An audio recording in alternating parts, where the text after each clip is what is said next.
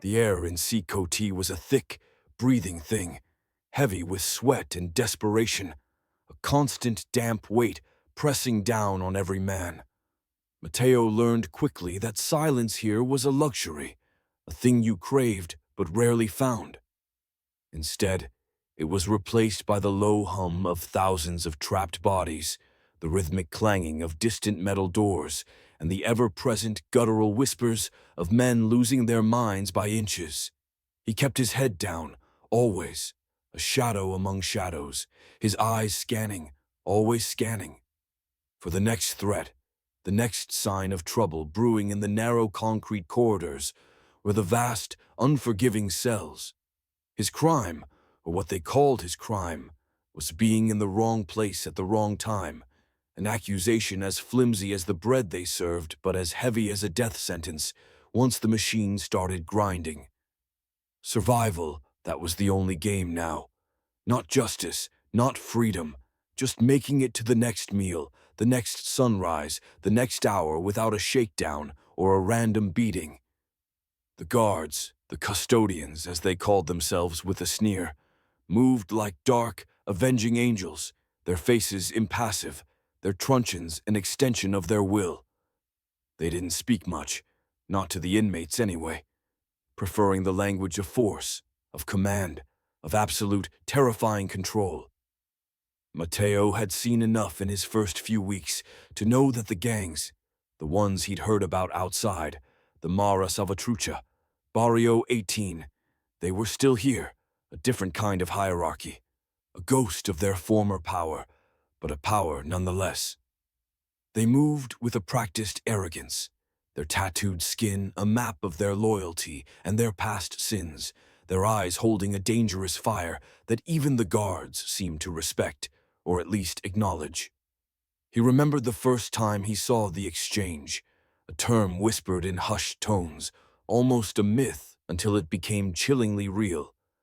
A younger man, barely more than a boy, had stumbled during a forced march to the yard, collapsing in a heap. The guards had simply looked on, their faces blank.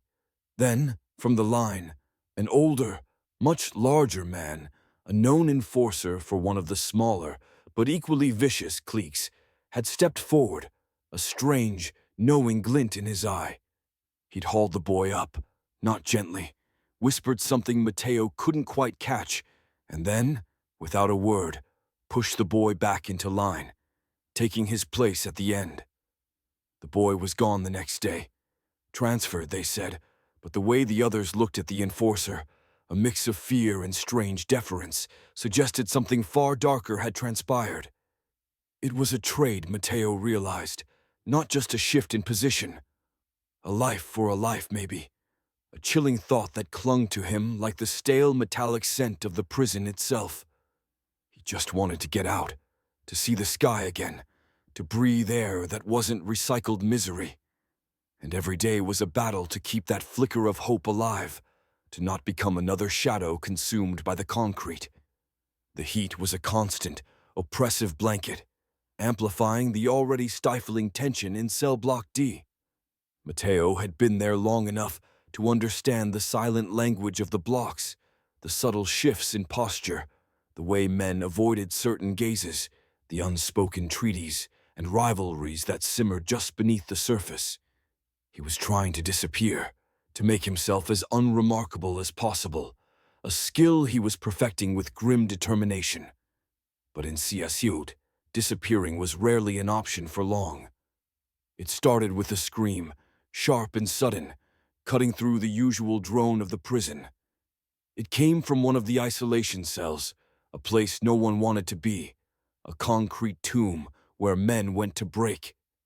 Then, a guard, Officer Ramirez, a man known for his cold efficiency and a particular cruelty that bordered on delight, appeared in their block, his uniform immaculate, his face set. He held a small, crudely carved wooden bird, an inmate's forbidden craft, a tiny speck of defiance in a world of absolute control.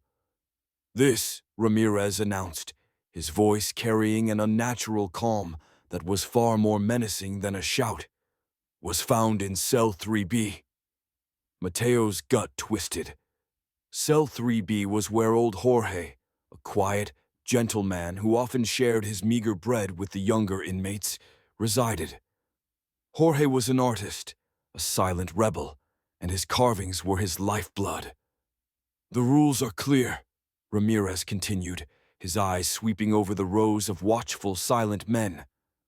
"Contraband, a severe infraction, and because of the severity, a collective punishment has been decreed."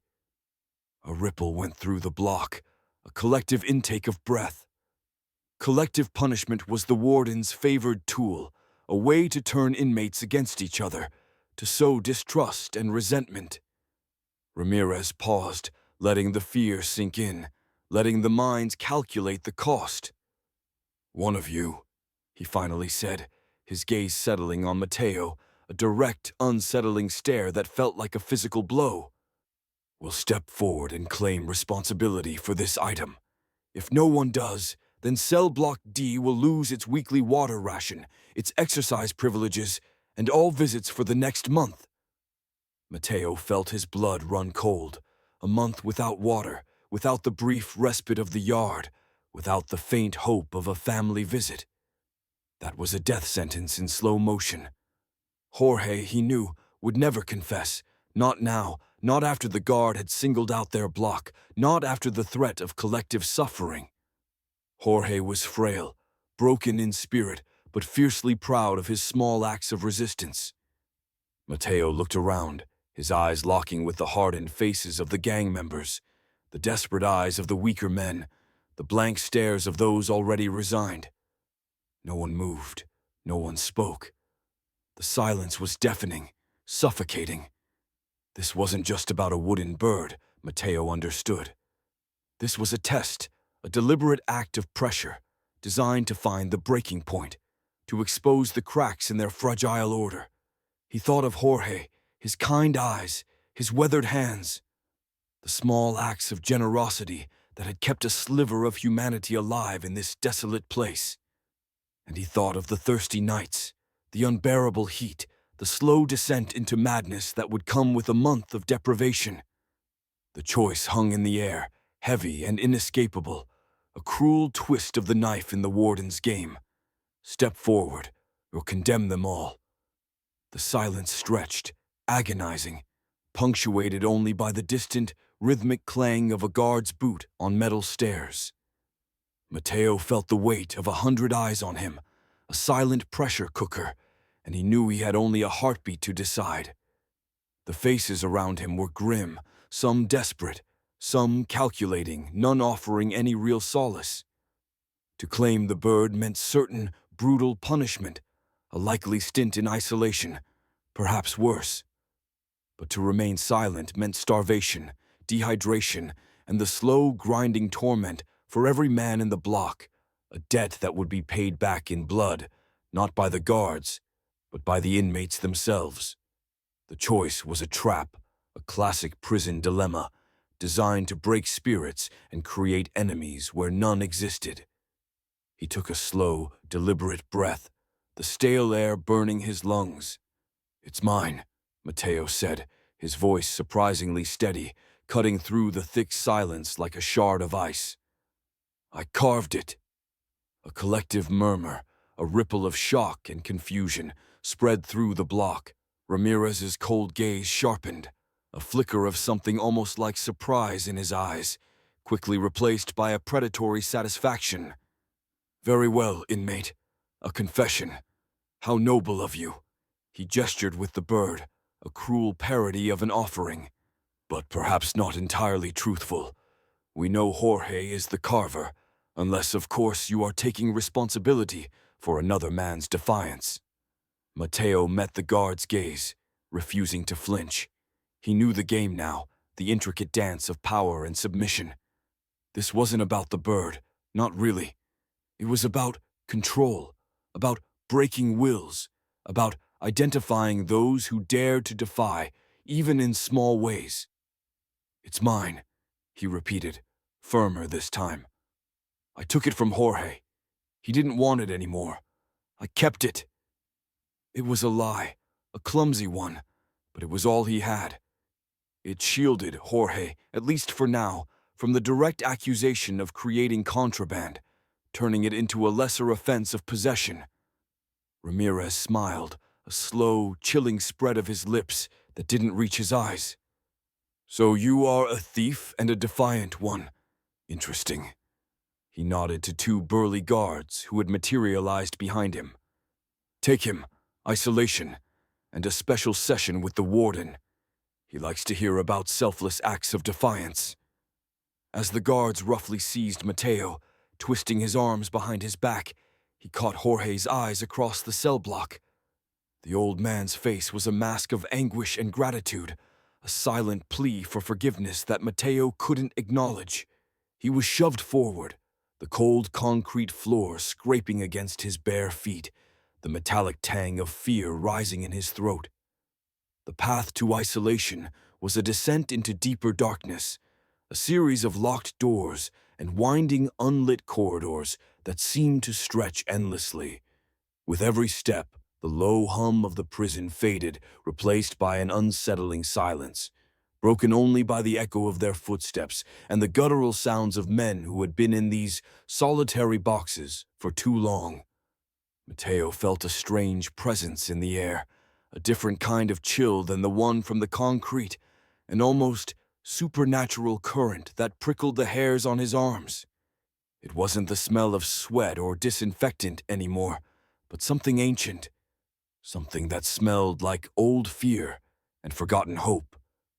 He passed cells where men mumbled to themselves, where scratch marks covered the walls like frantic hieroglyphs, each mark a desperate plea.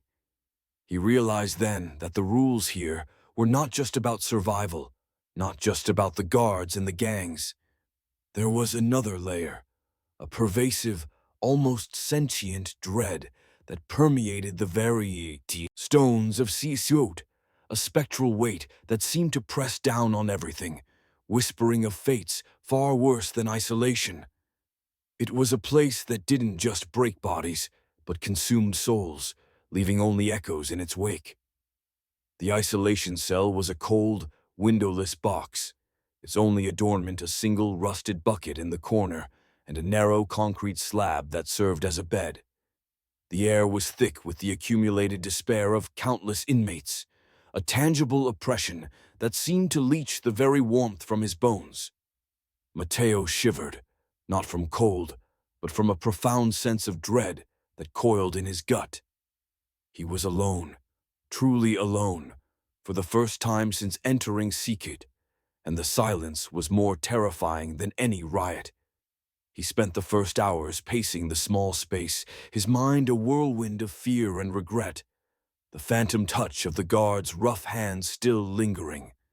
He knew what awaited him, a beating, a prolonged deprivation, perhaps worse. But then, in the oppressive darkness, a new sound emerged, a faint, rhythmic scratching. It wasn't human, not exactly, more like something skittering just beyond the reach of his vision, a sound that seemed to come from the walls themselves.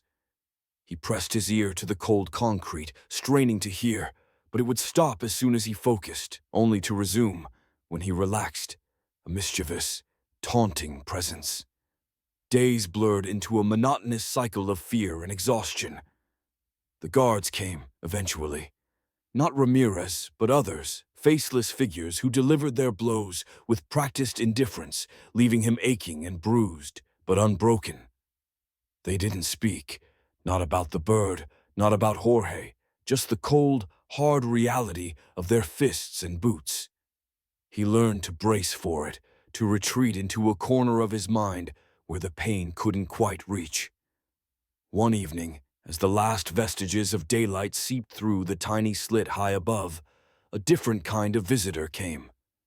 It was El Fantasma, the ghost, a hulking figure from the Mara Salvatrucha, his face a road map of gang tattoos, his eyes sharp and unblinking. He was known for his quiet menace, his ability to enforce loyalty and exact retribution, without uttering a single unnecessary word. Phantasma rarely left his block, and even more rarely entered the isolation wing. He stood at the bars, a silent, imposing presence, and Mateo felt a fresh wave of fear. This was a different kind of threat, one that transcended the guard's authority, rooted in a deeper, darker power structure. "You took the fall for Jorge," Phantasma rumbled, his voice surprisingly soft, a stark contrast to his fearsome appearance. "A small man, not worth the trouble." Mateo pushed himself up, leaning against the wall, his bruised ribs protesting. "He's not worth the suffering either." Phantasma grunted, a sound that could have been agreement or contempt. "You showed courage, or foolishness. Hard to tell the difference in here." He paused, his eyes narrowing. "Ramirez, he likes his games, his exchanges. He will not forget your defiance. He will test you again, soon." Then, a strange, almost imperceptible shift in Phantasma's demeanor. His gaze flickered to a point just beyond Mateo's shoulder, as if seeing something Mateo couldn't. "This place," he continued, his voice dropping to a near whisper, "it has old bones. It remembers things. Things that make even us, the ones who fear nothing, look over our shoulders. You hear them, the whispers, the scratches, the cold breath when there's no breeze." He tapped the bars with a heavy finger, a rhythmic thrum against the metal. "The guards, they think they run the show, but there are other players, older players, who have been here long before them. They feed on the fear, on the broken souls. They wait. You feel it, don't you? The chill that isn't just the concrete." Mateo stared, a shiver running down his spine. Phantasma, a man of iron, spoke of unholy things, of ancient fears.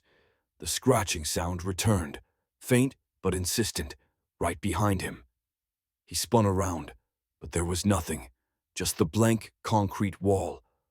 When he turned back, Phantasma was gone, vanished as silently as he had arrived, leaving Mateo alone with the echoing question of his words and the unsettling knowledge that the real horrors of CECOT were not just human, but something far more insidious, something that preyed on the very fabric of sanity. The game, he realized, was not merely one of survival against men, but against something unseen, something ancient that hungered for the despair within these walls. After Phantasma's unnerving visit, the isolation cell felt even colder, the shadows deeper, the silence heavier. Mateo tried to dismiss the gang leader's words as the ramblings of a man broken by the system, or perhaps a deliberate psychological tactic, but the memory of the scratching, the inexplicable chill, clung to him. The next morning, he was abruptly pulled from isolation, not back to his cell block, but to a different part of the prison, a section he hadn't seen before, reserved for those deemed special cases. He found himself in a small, damp holding cell, separated from the main population, but not quite solitary. Across a narrow corridor, he saw other inmates. Faces he vaguely recognized from the yard. Some gang members. Some like himself. Seemingly unaligned. Among them was Jorge, looking paler and more fragile than ever, his eyes wide with a mixture of fear and relief when he saw Mateo. The unspoken reunion was brief, a silent acknowledgement of shared peril. The new arrangement was disorienting. There was a subtle tension in the air here, different from the open aggression of the main blocks. Here, it was a simmering mistrust, an uneasy truce enforced by an unseen hand. The guards in this section were different too, less openly brutal, more calculating. They watched, always watched, their gazes like surveillance cameras, cold and unblinking. A few days into this new limbo, a new figure appeared in the corridor. A man named Rico. Rico was lean, wiry, with a nervous energy that made him constantly fidget. He belonged to a smaller, less prominent gang, and his eyes darted around like a trapped animal. He approached Mateo's bars hesitantly. "They brought you here too, huh?" Rico whispered, his voice raspy. "The Warden's special club. They say he keeps an eye on us. For his games." Mateo eyed him carefully. "Games? What games?" Rico shivered, despite the heat. "The exchanges. You heard of them, right? People disappear, then someone else gets moved or gets a small favor. A piece of bread, a few minutes in the sun. It's not random. It's a system. And the guards, they choose who gets exchanged, or who does the exchanging." His voice dropped further. "But it's not just the guards. I heard things from the old-timers, things about this place being built on something ancient, something that listens and chooses too." Before Rico could elaborate, a loud clang echoed through the corridor, signaling the arrival of Officer Ramirez. His presence always brought a palpable shift in the atmosphere, a tightening of nerves. He walked slowly, deliberately, his eyes sweeping over each cell, lingering on Mateo, then on Jorge. "Today, gentlemen," Ramirez announced, his voice smooth and unsettling, "we have an opportunity for cooperation, a choice, if you will. The Warden has decided that a certain individual in this block requires rehabilitation, a deeper understanding of the rules." He gestured vaguely toward Jorge's cell. "Old Jorge, it seems, has not learned his lesson about contraband. So, we offer a solution. One of you, a volunteer, can take his place in the special program.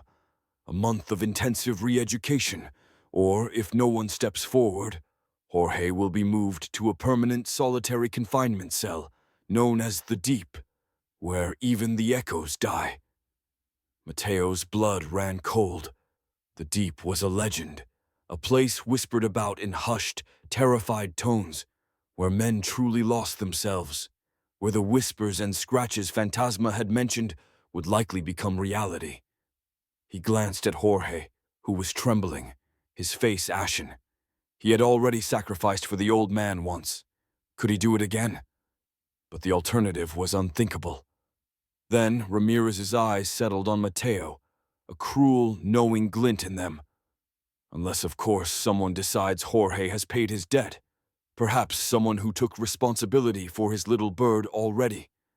Perhaps that someone now sees a chance to gain favor, to make amends with the administration, to step away from the trouble he caused.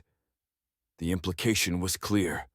Mateo could save Jorge, but at a terrible personal cost, a descent into the unknown horrors of intensive re-education.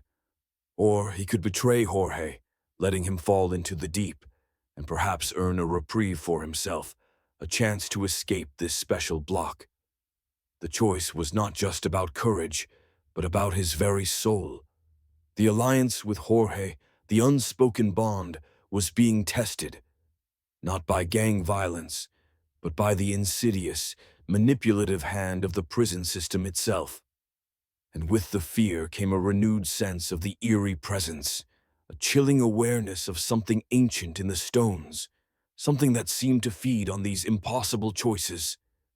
The air crackled with the Warden's silent challenge, a thick, palpable tension that made the hairs on Mateo's neck stand on end. His gaze flickered from Ramirez's impassive face to Jorge's trembling form, then round the other cells, catching the wary, calculating eyes of the other inmates. No one moved. No one spoke. The unspoken alliances, the fragile truce that existed in this special block, seemed to fray at the edges, each man weighing his own survival against Jorge's fate. Mateo knew, with a grim certainty, that this was the real game, the deeper layer Phantasma had hinted at, the true nature of CECOT's brutal existence. It wasn't just about punishment or control, but about moral compromise, about forcing men to choose between their humanity and their survival. To volunteer for Jorge meant a journey into the unknown horrors of intensive re-education, a euphemism for something far more sinister. To let Jorge go to the deep meant living with the indelible stain of betrayal and the knowledge that he had contributed to the final, agonizing breaking of an innocent man. Then, a voice, raspy and thin, broke the silence. "I will go," Jorge whispered, his eyes fixed on Mateo, a desperate, sacrificial plea. "I will go to the deep. Mateo, you have already done too much." Ramirez's smile returned, cold and cruel. "Ah, a true hero, old man, but we prefer volunteers with a little more potential, someone who truly understands the value of an exchange." His gaze bored into Mateo, a direct, undeniable challenge. Mateo closed his eyes for a brief moment, picturing Jorge's kind, worn face, the small wooden bird he had carved. He had already chosen once. He couldn't abandon him now. The chill that Phantasma had mentioned, the feeling of something ancient, seemed to intensify, wrapping around him, a silent observer of his torment. This place wasn't just about the living, he realized. It was about the dead, too.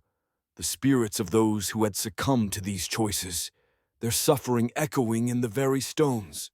"I'll go," Mateo said, his voice firm, unwavering, despite the tremor in his hands. He pushed himself off the cold concrete, meeting Ramirez's gaze with a defiant fire he didn't know he possessed. "I'll take his place." Ramirez's smile widened, a thin, satisfied line. "Excellent. A man of honor, it seems. Or perhaps a fool. We shall see." He nodded to two guards, different ones this time, their faces even more impassive than the others, their movements almost robotic. "Prepare him for transport." As the guards opened his cell door, Mateo caught Jorge's eyes again, a silent, profound understanding passing between them. Then he was led away, deeper into the bowels of CECOT, further from any sliver of light or hope. The corridors grew narrower, the air colder, carrying a faint, unsettling odor like old earth and decay. He heard the muffled sounds of water dripping, the distant, hollow echo of something unidentifiable. They passed through a series of heavy, iron doors, each one clanging shut behind him with a finality that spoke of a point of no return. This was not the deep, not yet, but a staging area, a place between worlds. In a small, dimly lit room, they stripped him of his clothes, replacing them with a plain, rough-spun uniform, stark white, that felt unnervingly like a shroud. Then they led him to another door, even heavier, even more ominous than the rest.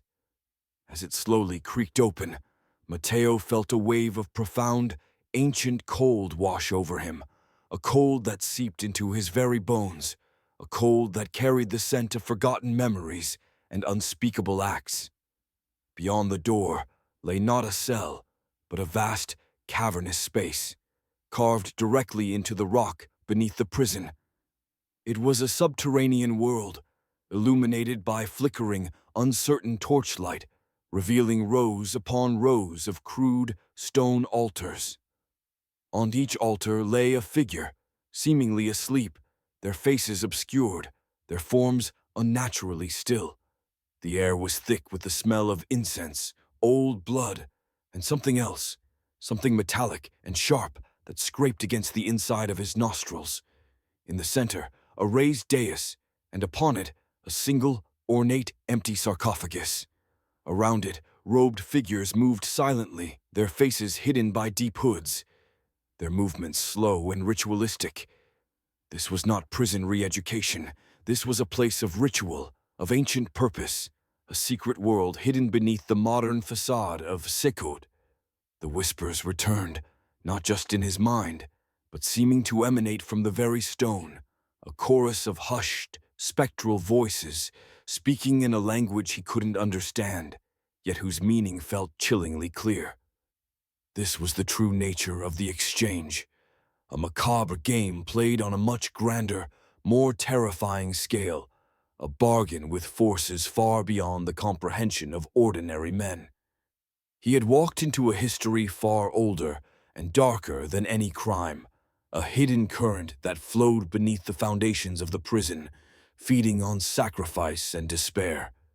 This was the midpoint, the true threshold, and beyond it, Mateo knew, nothing would ever be the same. His strategic goal, he realized with a sickening jolt, could no longer be mere survival, but to uncover this dark secret, to understand its horrifying purpose, and somehow to escape its ancient, hungry grasp.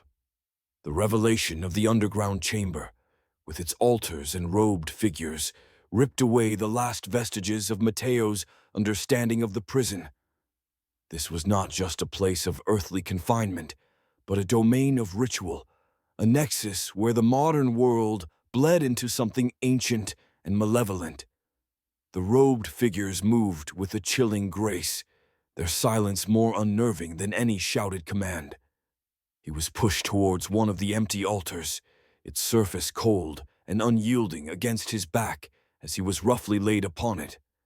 The rough-spun white uniform felt less like clothing and more like a sacrificial shroud. He struggled, a primal scream caught in his throat, but his movements were met with an almost gentle, yet incredibly strong restraint. The guards who brought him here had vanished, replaced by these silent, cowled figures. A bitter taste filled his mouth, the metallic tang of fear and a horrifying certainty that he had walked willingly into a trap far more elaborate than he could have ever imagined. His sacrifice for Jorge, once an act of defiant kindness, now felt like a naive step into a nightmare. He was not being re-educated, he was being prepared. A figure, taller than the others, his hood deeper, approached, carrying a small, intricately carved obsidian dagger. The blade glinted dully in the torchlight, catching Mateo's eye, and he felt a cold dread settle in his stomach. This was it, the end. He was a pawn, offered up for some unspeakable purpose. He closed his eyes, bracing for the inevitable, a silent apology to Jorge, to his family, for his foolish bravery. But the blade did not strike. Instead, the hooded figure paused, his head tilting, as if listening to something unseen, unheard by Mateo. Then, a low, guttural chant began, not from the figure, but from the surrounding robed individuals, a rhythmic, pulsing sound that vibrated through the stone, through Mateo's very bones. It was a language he did not know, yet it felt ancient, resonant with dark power. As the chant intensified, a strange energy permeated the chamber, a cold, electric hum that made the hairs on his skin stand on end. Suddenly, the chanting stopped. The tall, hooded figure lowered the obsidian dagger, turning to face another robed individual who had approached. A hushed exchange, too soft for Mateo to hear, passed between them. Then, the tall figure returned, not to Mateo, but to another altar, where one of the unnaturally still forms lay. With a swift, practiced motion, the figure plunged the obsidian dagger into the chest of that dormant body. Mateo's eyes shot open, a gasp escaping his lips. It was a man, thin and pale, his face obscured, but undeniably human. A gasp of pure, unadulterated horror. But then, an even stranger thing happened. The figure on the altar did not cry out. Instead, a faint, ethereal glow emanated from the wound, a wisp of silvery light rising from the body and drifting towards the empty sarcophagus in the center. As the light reached the sarcophagus, it pulsed, absorbing the energy, growing slightly brighter. The tall figure then turned, his obscured face seeming to look directly at Mateo. He didn't speak, but a message, clear as day, resonated in Mateo's mind, a chilling whisper that was not a voice, but a raw, unfiltered thought. Not your time. Not yet. You are not meant for this form of exchange. You are meant for another. Then, with an abruptness that left Mateo reeling, he was seized again, not gently this time, but with a renewed roughness, and dragged from the altar. The white shroud was ripped off, his old prison clothes thrown back at him. He was pulled through another series of dark corridors, away from the cavern and its unsettling rituals. He felt a profound sense of whiplash, the terror of impending sacrifice replaced by a disorienting reprieve. But the reprieve came with a cost.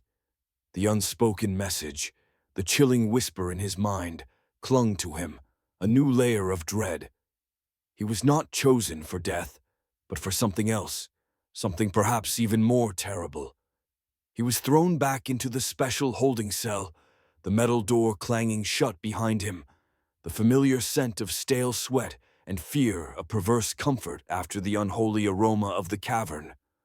Jorge looked at him, his face a mixture of relief and bewildered concern. The other inmates stared, their faces unreadable. Mateo leaned against the cold concrete, his body trembling, his mind a jumble of horrifying images. He was alive, but the experience had shattered something within him. He had faced his death and been spared, not by chance, but by some unseen, unknown force, a power that held sway over life and death in this place, a power that had plans for him. He had been betrayed, not by a person, but by the very system he had tried to defy, lured into a ritualistic game where his life was merely a currency. The physical bruises would heal, but the psychological scars, the knowledge of what lay beneath CECOT, would forever haunt him, a chilling reminder of the true price of the exchange. He was not a free man, but a marked one, a pawn in a game he still barely understood, a game with rules written in blood and ancient fear. The return to the special holding block was not a comfort, but a different kind of torment.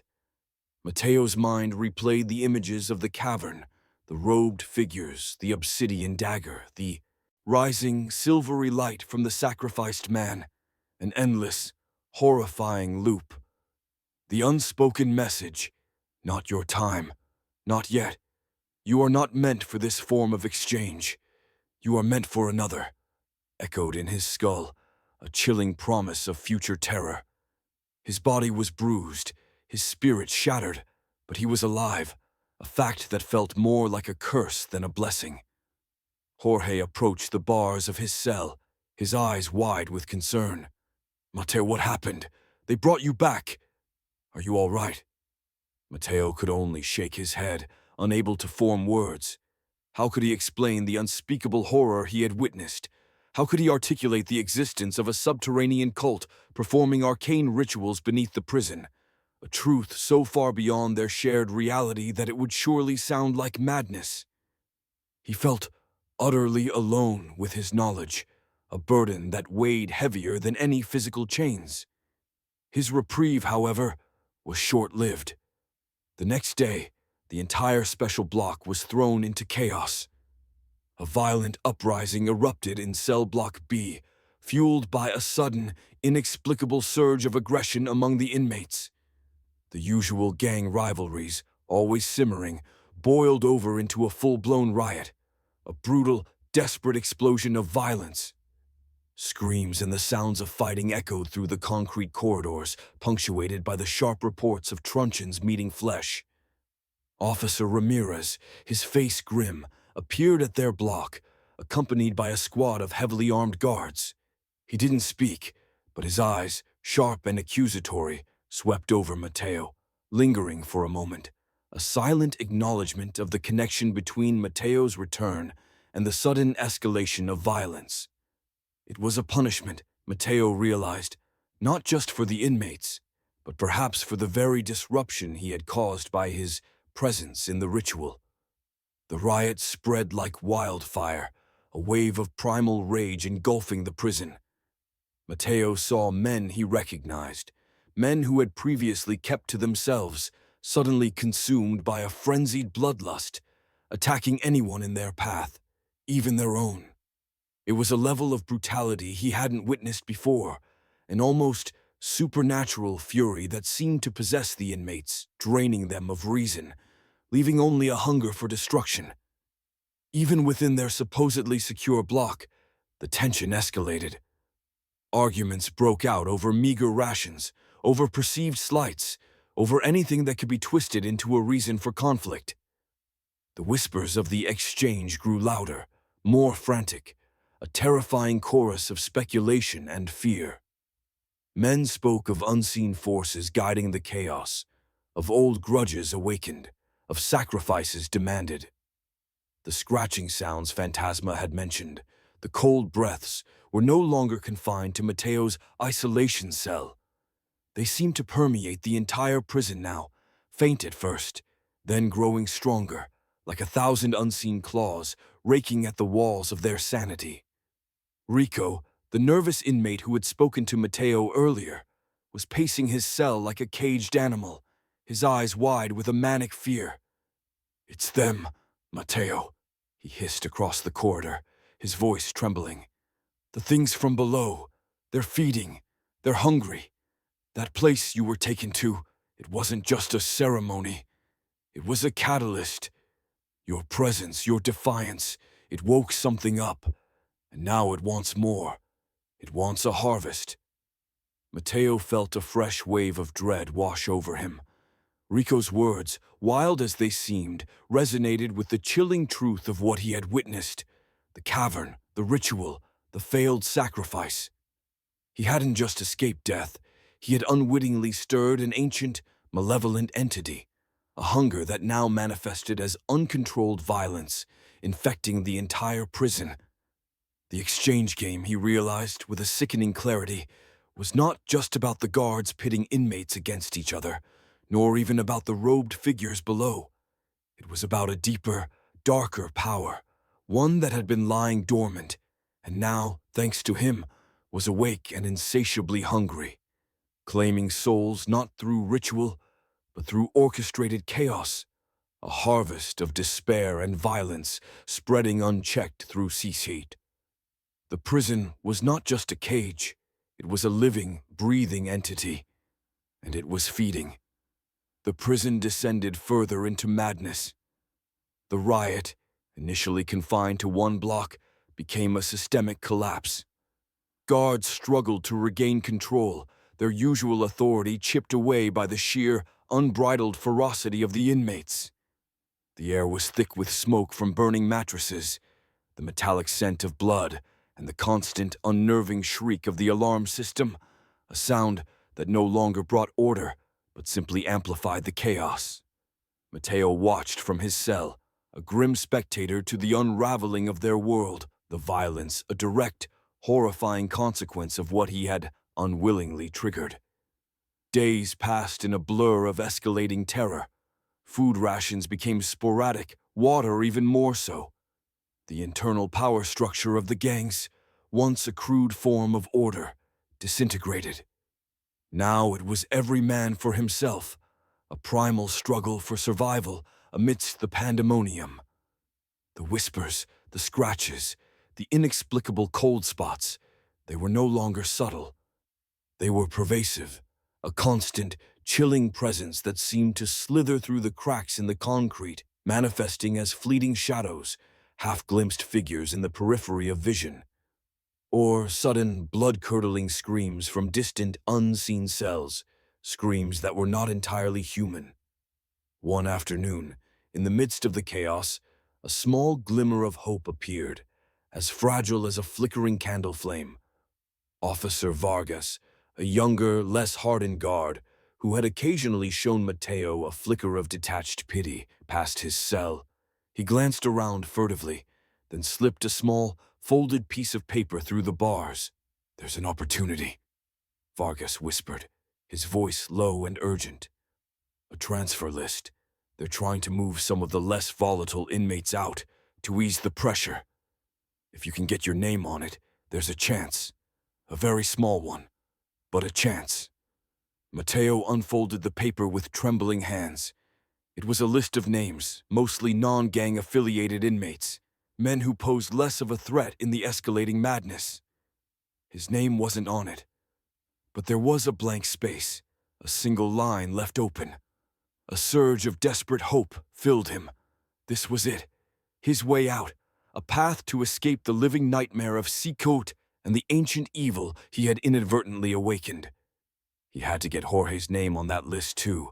He couldn't leave him behind, not after everything. And Rico, who had shown him some small measure of camaraderie, perhaps even him.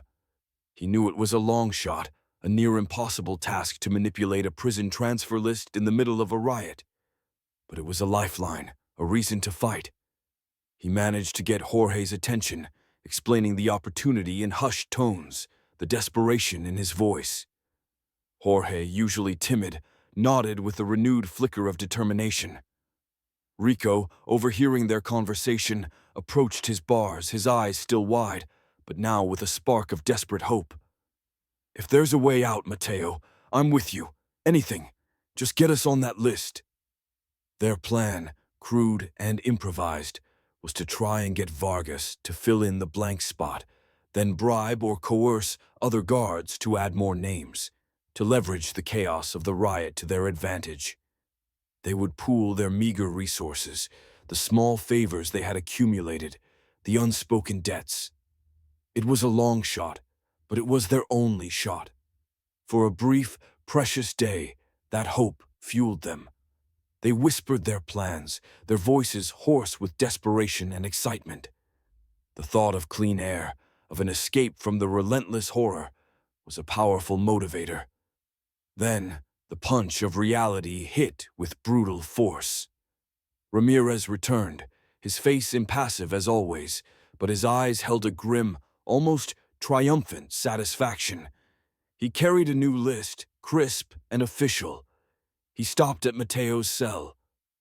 "The transfer list you were so interested in," he stated, his voice devoid of emotion. "It has been finalized." He held it up. Mateo scanned the names, his heart sinking with each passing word. His name was not there. Jorge's name was not there. Rico's name was not there. But near the bottom, he saw it, a single name, neatly typed. Officer Vargas. Ramirez watched Mateo's face, his lips curling into a cruel smile. It seems Officer Vargas showed a commendable initiative in identifying inmates for transfer. Commendable enough to earn him a transfer of his own, to a new post, far, far away. He paused, letting the implication sink in, the crushing weight of betrayal. As for the blank spots, those were for prisoners deemed too dangerous to remain in the general population. We have found suitable candidates. He nodded down the corridor towards a pair of burly guards who were already opening cells, not for transfer, but for punishment, for the deep, for the exchange. Mateo's heart plummeted. Their plan had been a sham, a cruel joke. Vargas had not been offering them a way out. He had been lured into a trap, his own desperation exploited. The blank space on the list was not for an inmate, but for a guard, for a pawn in a much larger, more intricate game. The hope so desperately clutched shattered into a million pieces, leaving behind only the bitter taste of ashes and the sickening realization that they were more deeply trapped than ever, their every move watched, their every hope meticulously crushed. The ancient hunger of CECOT had claimed another victim, and the prison continued its dark, unyielding feast. The crushing blow of Ramirez's revelation left Mateo hollowed out, stripped of the last vestiges of hope. The transfer list, once a shimmering mirage of freedom, was now a cruel testament to the warden's insidious control. Vargas, the one flicker of decency, was gone, sacrificed. Another pawn removed from the board.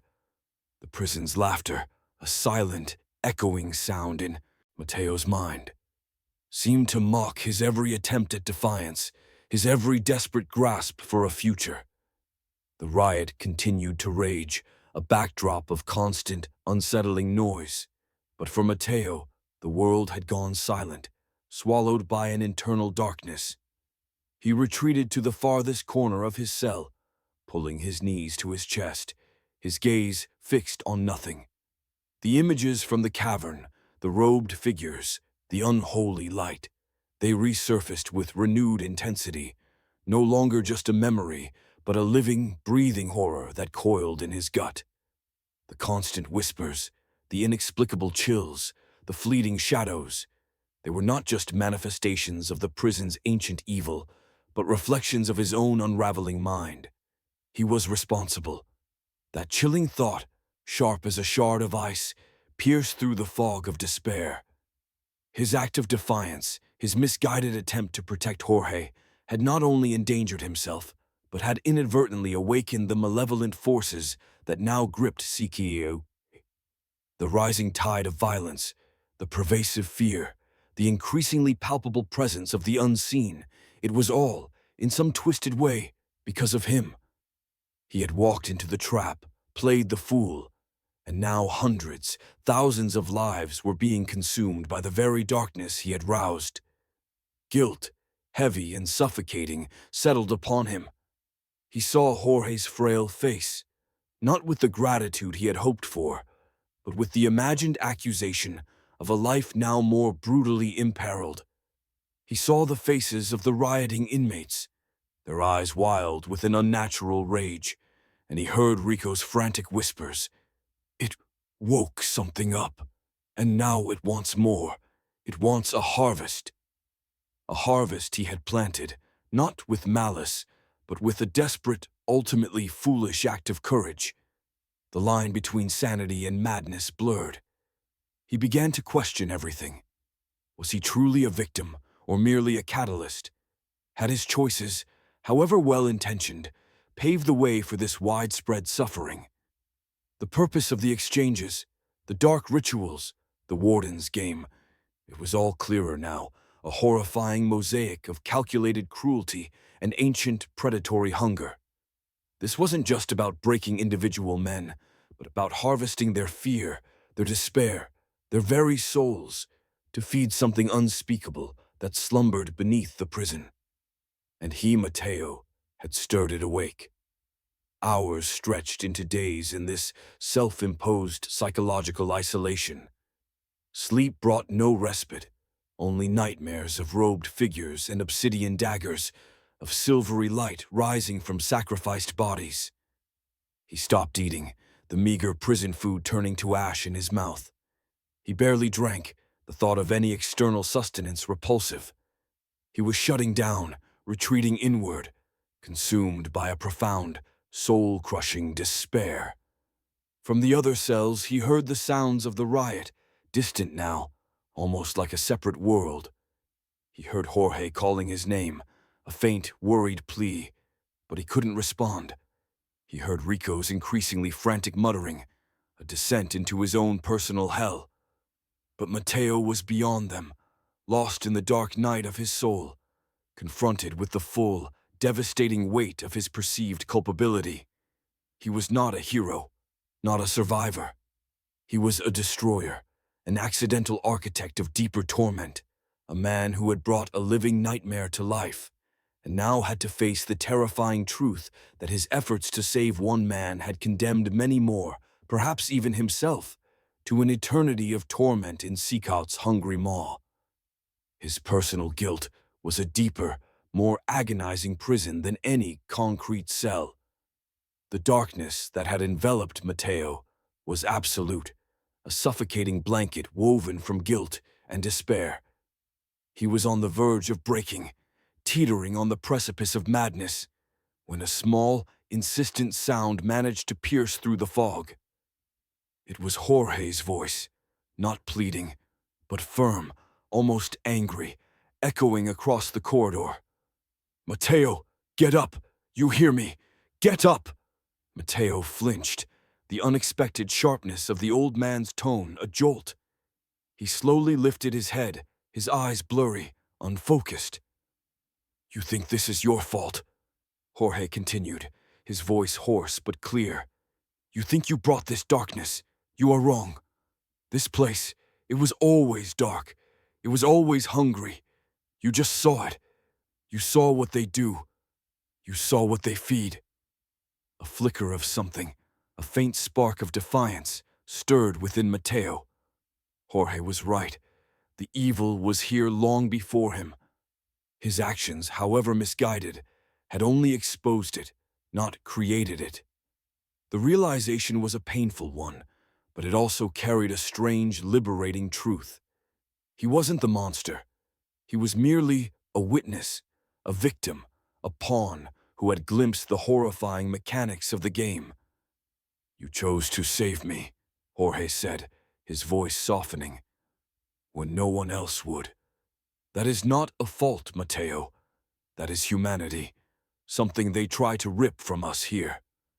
Mateo slowly pushed himself up, his muscles aching, his head pounding, but a fragile thread of purpose beginning to reweave itself within him. He looked at Jorge, then at Rico, who was watching them with wide, terrified eyes, but also with a glimmer of desperate hope. "He's right," Rico whispered, his voice trembling. "They want us broken. They want us to give up. That's what feeds them, isn't it? The despair." He shivered, but then straightened a fraction. "They think we're just pawns, but pawns can still move." A new resolve began to solidify in Mateo's mind. He had been so consumed by his own perceived guilt that he had forgotten the core truth of this place. They wanted them to break. They wanted them to despair. That was the real sacrifice, the true exchange this ancient evil craved. And if that was the case, then resistance, however futile, was the only real defiance. "They want to feed," Mateo said, his voice raspy from disuse, but growing stronger with each word. "They want despair. They want to turn us against each other, to make us make impossible choices." He looked from Jorge to Rico, his gaze hardening. "We stop playing their game. We redefine the rules." "But how?" Rico asked, his voice laced with fear. "We have nothing, no weapons, no power, nothing against the guards, against them." He gestured vaguely downward, towards the unseen horror of the cavern. "We have what they don't expect," Mateo replied, a grim determination settling on his face. "We have unity. We have knowledge. We know what's below. We know what they want, and we will not give it to them." The task was monumental, almost laughably impossible. They were three broken men in a chaotic prison, pitted against an organized system of guards, powerful gangs, and an ancient, malevolent entity. But the shift in Mateo's mindset was profound. No longer paralyzed by guilt, he saw a new path, a terrifying, desperate one, but a path nonetheless. Their goal was no longer merely survival or even escape, but something far more audacious: to disrupt the system, to expose the truth, to starve the beast beneath CECOT. They would no longer be victims of the exchange, but players, rewriting the stakes with their refusal to break. It was a faint glimmer of hope, a fragile, desperate plan, but in the crushing darkness of CECOT, it was everything. Their alliance, once a loose thread of shared fear, now solidified into a desperate pact, an agreement to fight back against the unseen and the seen, to define their own terms of life and death, even in this place where neither seemed to truly exist. The riot continued to rage, a cacophony of human desperation and primal fury. But within Mateo's cell, a different kind of battle had begun. Their new strategy, born from the ashes of despair, was to subvert the exchange by refusing to be passive victims. The first step was to spread their knowledge, to infect the prison with the truth of the subterranean cult, to turn the fear not against each other, but against the true architects of their misery.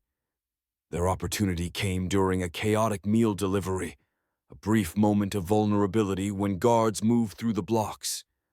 Mateo, Jorge, and Rico, fueled by their renewed purpose, acted with desperate coordination. As guards passed their cells, Mateo initiated a loud, frantic shouting match with Rico, drawing attention.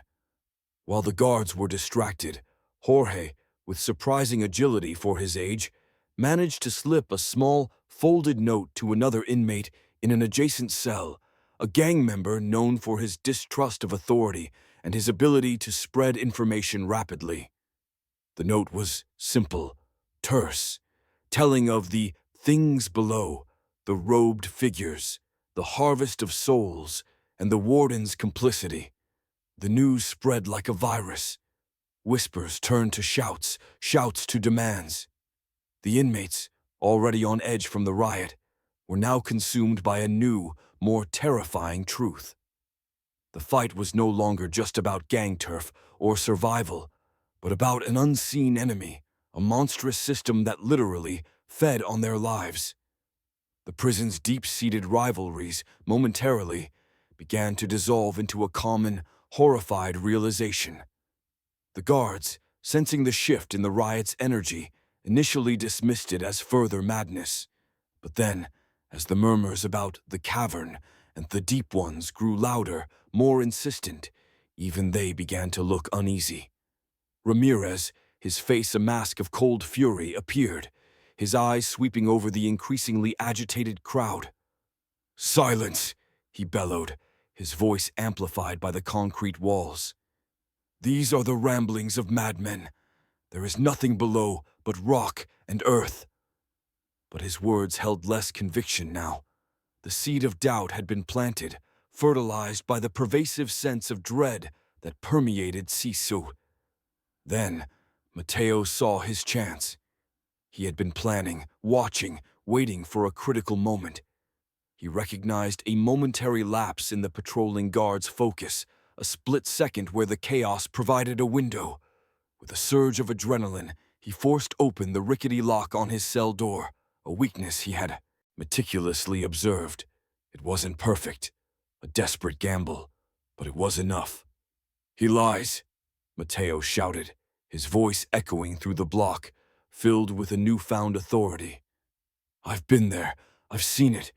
They harvest us, not for justice, but for them."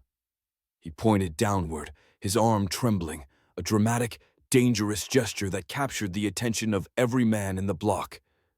"The warden, Ramirez, they are priests to a hungry god." The riot erupted anew, but with a different focus. Inmates, their fear now channeled into a desperate rage, started smashing at their cell doors, demanding answers, demanding to see the truth. The guards, outnumbered and overwhelmed by the sheer, unified fury, began to falter. Suddenly, the floor beneath them shuddered.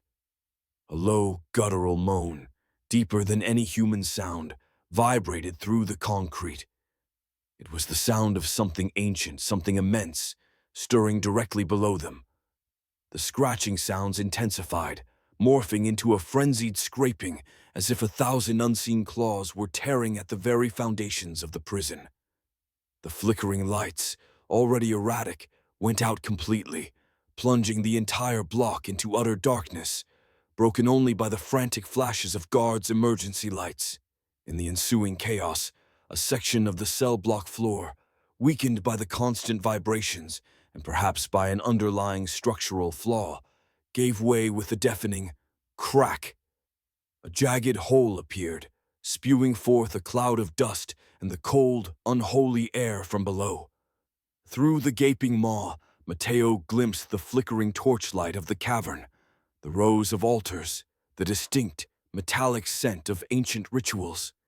The supernatural had broken through, no longer a whisper but a raw, undeniable reality.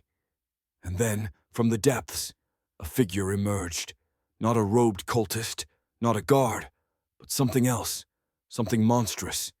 It was impossibly tall, skeletal, its skin stretched taut over elongated limbs, its eyes glowing with a cold, malevolent light. It was the entity, the ancient player Phantasma had warned about, the hungry god Rico had feared, manifested. The exchanges were not just symbolic, they were literal, feeding this very being. Its presence solidified the truth, confirming every dark rumor, every terrifying whisper. The guards, witnessing the impossible, froze, their faces contorted in a mixture of terror and disbelief.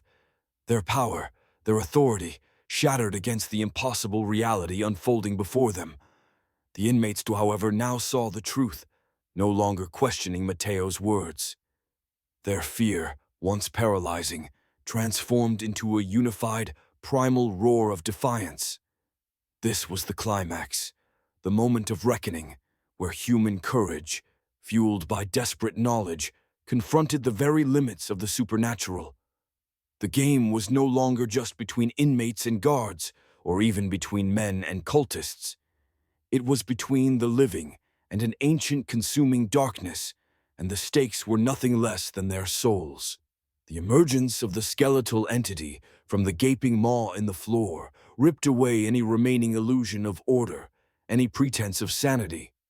The monstrous figure, impossibly tall, its glowing eyes fixated on the terrified faces of the inmates and guards alike, was the physical manifestation of all the whispered horrors, all the chilling dread that had permeated CECOT. Its presence was a suffocating weight, a tangible evil that dwarfed any human cruelty. The immediate aftermath was pure pandemonium. Inmates, no longer just rioting against each other or the guards, now faced a common, utterly alien enemy. Their fear, once fragmented and self-destructive, coalesced into a unified, primal terror. Guards, stripped of their authority but the impossible reality, stumbled backward, some dropping their weapons, their faces ashen. Ramirez, for a fleeting moment, lost his impassive facade. His eyes wide with a mixture of horror and desperate recognition, as if even he, in his twisted game, had not fully anticipated this raw, unbridled manifestation. Mateo, despite the crushing fear, felt a surge of grim satisfaction. He had been right. The truth had broken through, physically, horrifyingly. He saw Jorge clutching the bars of his cell, his eyes fixed on the creature, but with a strange, resolute glint. Rico, initially paralyzed, began to pound on his cell door with renewed fury, a sound of desperate defiance. The entity let out another low, guttural moan, a sound that seemed to vibrate directly in their bones, and slowly, deliberately, it began to move.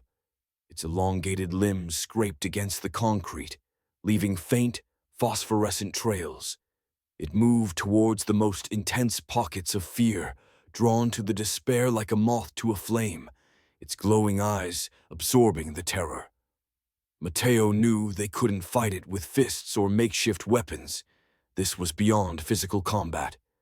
Their only weapon was their refusal to succumb, their unity against the despair it fed upon. "Don't break," Mateo yelled, his voice hoarse, but carrying through the chaos. "Don't give it what it wants. Don't let it feed." His words, amplified by the desperate truth of the creature's presence, resonated.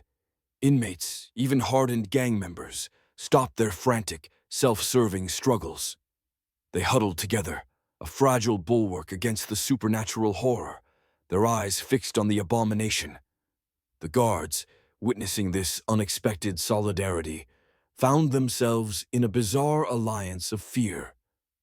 Their weapons now aimed at the unholy entity, a futile but symbolic gesture of resistance. The confrontation was not a battle of blows, but a silent, agonizing war of wills. The creature, sensing the shift, the sudden defiance, seemed to recoil slightly, its glowing eyes flickering with a momentary confusion. It wanted despair, not defiance. It wanted fear, not unity.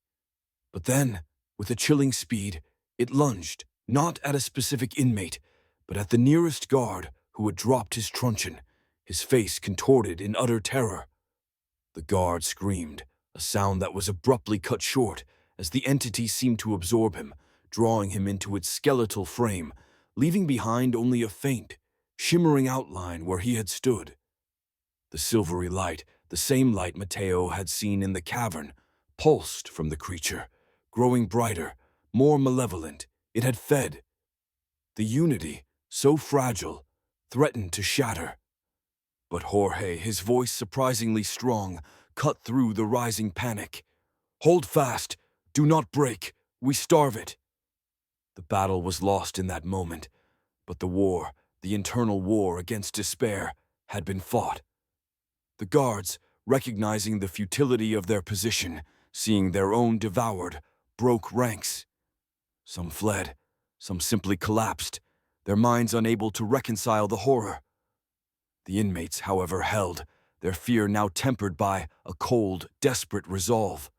They were no longer just prisoners, but witnesses to an undeniable, monstrous truth.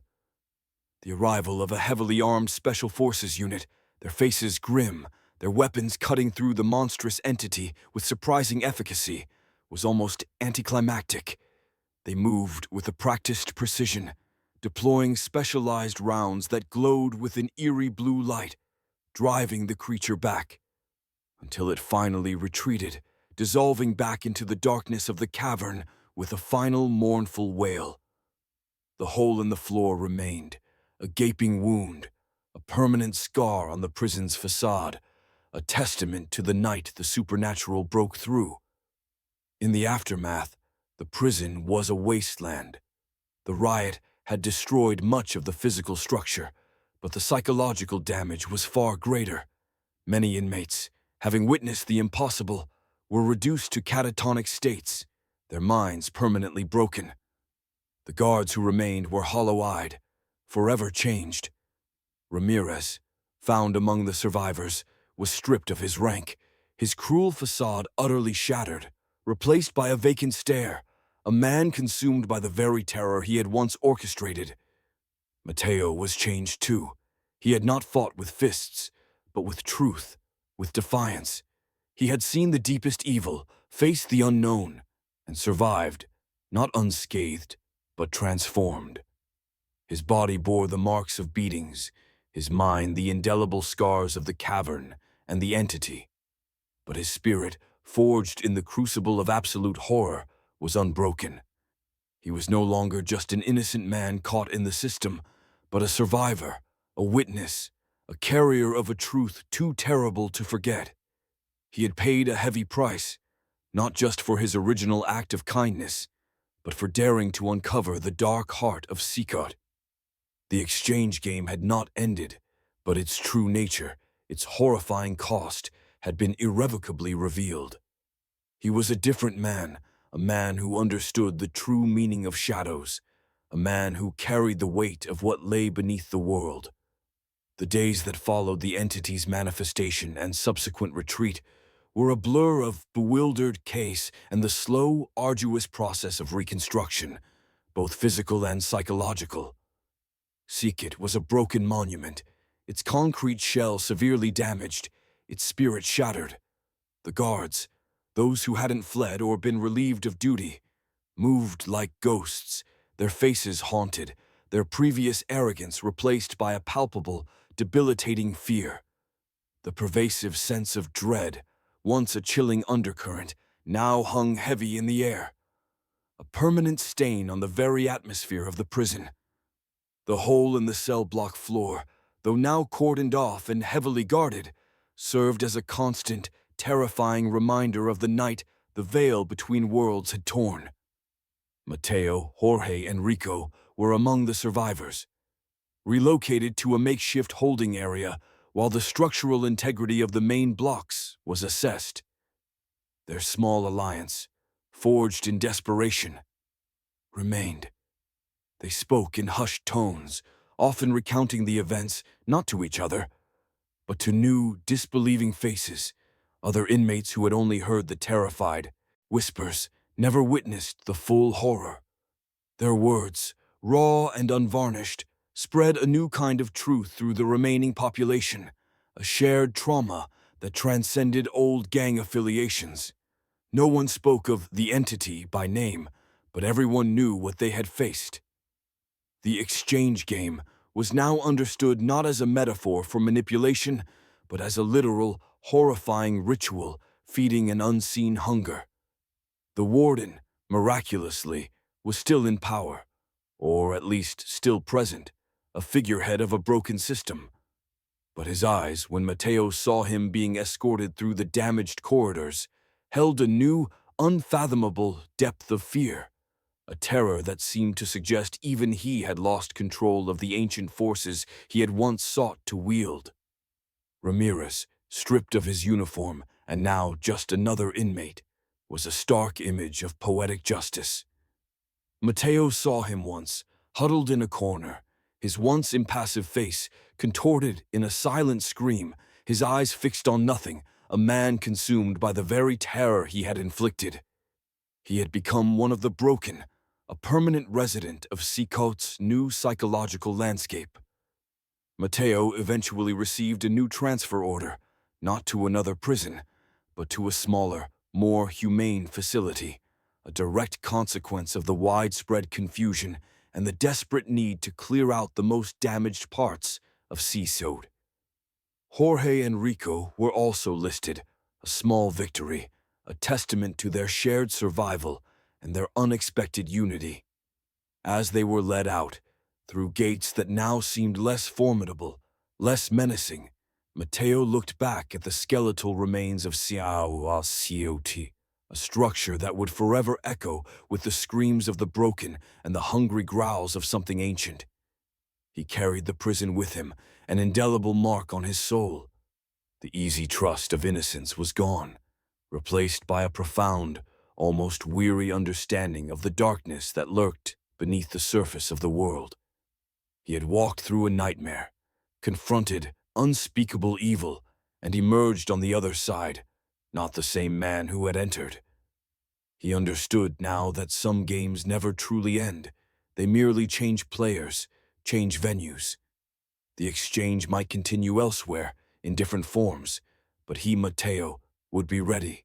He would carry the truth of CECOT, not as a burden of guilt, but as a shield of knowledge, a constant reminder that beneath the veneer of reality, ancient evils sometimes stir, and that human courage, even in the darkest of places, can still shine a light, however small, against the consuming shadows.